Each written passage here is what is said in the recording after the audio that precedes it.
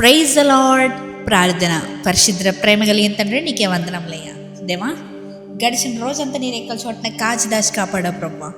ఏ తెగులు మమ్మల్ని అంటకుండా సమీపించకుండా నీవే నీ రెక్కల చోటన కప్ప వేసానికి కోట్లాది వందనములు తండ్రి.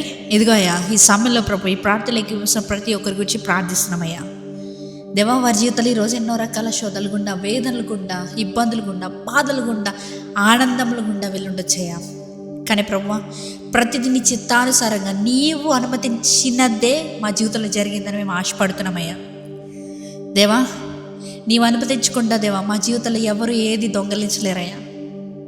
అది మేము తప్పకుండా నమ్ముతున్నామయ్యా.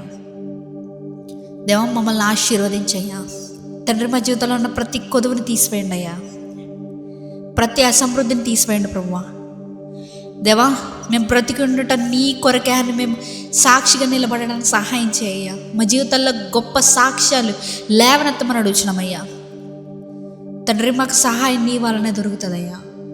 దేవా, ఈరోజు మేము ఏ సహాయం లేని స్థితిలో ఉంటున్నామేమో, మాకు సహాయం ఎక్కడి నుంచి వస్తుంది అనే ఆలోచనలో అనే వేదనలో ఉంటుంటామేమో. కానీ ప్రభువా, నీవే మా దిక్కని మాకు రుజువు చూపియ్యా.